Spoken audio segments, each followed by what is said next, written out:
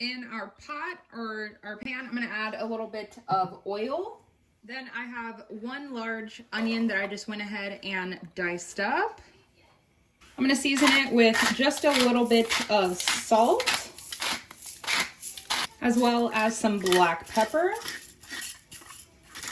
Also gonna give it a little bit, if I could get it open, still have not painted my nails, a little bit of smoked paprika. Remember, paprika just for color, not for flavor. Unless it's smoked, I guess in this case, so you're getting a little bit of smokiness, but it's still paprika at the end of the day. Then we're gonna let this cook for about 5 minutes. You kind of just wanna sweat everything out and until they're somewhat translucent and not completely raw.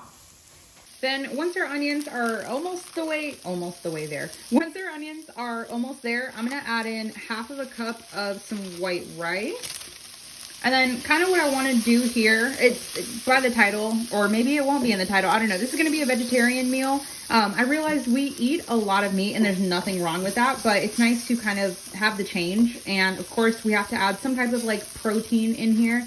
So we'll get to that in a second. But what I'm doing is toasting the rice. If you guys have ever had like Mexican rice at a restaurant or made it yourselves, then you guys know you want to toast the rice to develop some color and some flavor. I'm not going for like super traditional Mexican rice here where I'm trying to develop that much, but we're just gonna give it a little bit of extra flavor. Then to that, for protein, I'm gonna add black beans. You can really do any bean that you want, but I just have 1 can that I rinsed and drained. We're gonna mix all of that together. Then to this mixture, you wanna make sure to stir it, and in case you're getting your liquid like I was, nothing will burn. So of course, vegetarian dish, I'm gonna use some vegetable broth. You can absolutely use chicken broth, water and bouillon, water and beef bouillon, however. So 3/4 a cup of that. Then we'll make sure to give this a stir. And I want to make sure that there's no rice on the side so that way everything gets cooked. Now what I'm going to do, I'm going to put our heat at a high. I'm going to bring this up to a boil. Then once we are at a boil, I'm going to reduce the heat down to low, set a lid on it, and let it cook for about 15 to 20 minutes. Okay, and then just off camera really quick, I just added a little bit, just a couple of shakes on top of the citrus garlic from Trader Joe's. This is so good, I swear to you.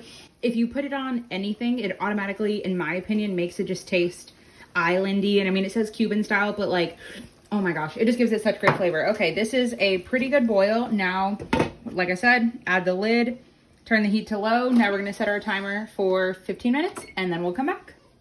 Okay, wait, Amber just forgot something. Okay, really quickly, I have a mixture of a teaspoon of garlic, a teaspoon of cumin, and a teaspoon of chili powder.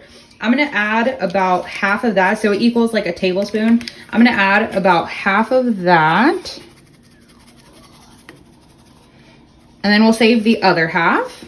Okay, and then just give that one more mix, getting more color, more flavor. This is like the second time I've left something out in a video by accident. It's okay. Perfect, perfect. So of course for our charred corn salsa, you have to have corn. Typically people would do it like a full, what do you call this? A full cob of corn, roast it, char it, get all that flavor, then cut it off. Absolutely not. We are not doing all of that work. So what I'm gonna do, I'm gonna use a nonstick pan just because it works best in my opinion. The other way, oh my goodness, you get so much stickage and it's just a lot of things that happen here. Okay, so I have 1 can of corn, same thing I use to drain my black beans. You wanna rinse and drain your can of corn, 1 can, no liquid. Typically you would wanna pat it dry and make sure it's like as dry as possible so that you get like the maximum color and flavor development. But I'm not really worried too much, and even if it just ends up being like a warm corn salsa, I'm fine with it because it's still gonna taste just as good. And also, if you wanna skip this step, in the frozen section in your grocery store, they actually sell pre-done charred corn. And I mean, well, it's easier than this. Okay, so it might just end up steaming in here because I'm not using such a wide one, but like I said, I always tell you guys how it works out. So yeah, obviously no oil, no butter, no nothing, because I'm not wanting to saute it. I'm wanting it to char and kind of like blacken naturally. So we're gonna let this go for about like 6 minutes. I will, like, of course, turn it and make sure we're not burning, but we're getting good char flavor. Okay, so it's been a couple of minutes. I haven't disturbed it yet, and you will see, let me see if I can get it on camera again. That's, oh, okay, it already happened. The corn is popping. That is completely normal, of course. corn, popcorn, same situation here. So we're getting a little bit of color, which is great. Now I want to get it more charred all around. Let me see if I can pick this piece up. I want a lot of the pieces to look like that. Okay, we're just gonna keep going until it looks like that. Now, before I go ahead and add the corn to this, I probably should have grabbed a bigger bowl now that I'm looking at it, but I diced up one Roma tomato, and what I do is I chop the tomato in half, and then I kind of like scoop it out with my fingers, the like guts, if you will, of the tomato, because to me, it just makes any salsa, whatever, whenever you're using a tomato that's fresh, it just makes it super watery and liquidy, and if you're gonna add all of that seasoning and all that flavor, it's just gonna become like a wet mush, and you're gonna lose a lot of the flavor, and I can't think of what the word for it is, but like, it's just gonna be mushy and you don't want that. So I have one Roma tomato. Then I have about 1/4 cup of some cilantro, definitely gonna add a bit more. Then I'm gonna take our corn. Can I get it all in here without making a mess? Do you guys believe in me? Ah, okay, pretty good. Then we can add the juice of, should have grabbed my squeezer. We're gonna add the juice of 1 whole lime. Then once you have the juice of your 1 lime, I'm gonna add a little bit of salt. Remember, we are seasoning kind of every step of the way, so you don't wanna over salt and make everything too salty. Then we're gonna do the same with some cracked black pepper. And then remember that seasoning blend that we added to the rice, the equal parts of garlic, cumin, and chili powder? I'm gonna add the rest of that. Then I'm gonna grab a spoon and we're just gonna slowly mix everything together. Amber probably could have grabbed a bigger bowl. Okay, so now for plating, I'm just gonna grab our bowls, and then we have, oh my God, the pan is so hot. We have our rice mixture here. And do some rice on the bottom. Okay, I tried to make it pretty and then it just like fell.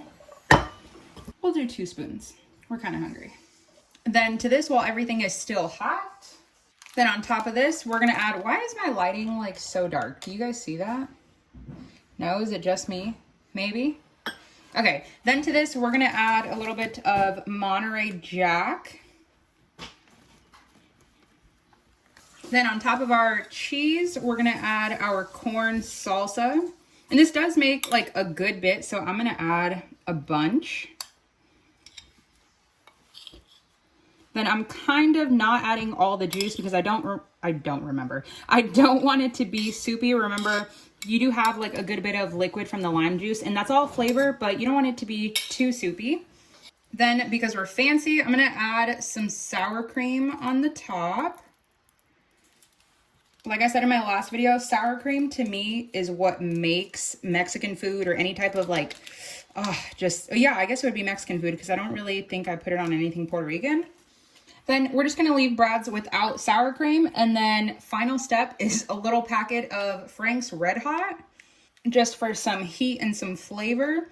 I'm just gonna drizzle that on top. I have a whole big bottle that I already know I'm gonna like douse this on. I'm obsessed with hot sauce. I feel like people put hot sauce on food whenever they think the food isn't good. But for me, hot sauce, like, does it help bad food? I don't really know. It is just so good. And then our final step for this, of course, besides serving it with, you guys know I do like a half avocado all the time because I'm greedy with avocado. Then I'm just gonna add some more of the blue corn tortilla chips. Then we're just gonna add that to the side. I mean, it's basically like a taco bowl essentially here, Chipotle who. And just pile them on the side. You could definitely do nachos, but that's just a lot of work and we don't want to deal with sogginess. Then once you have that, you are done.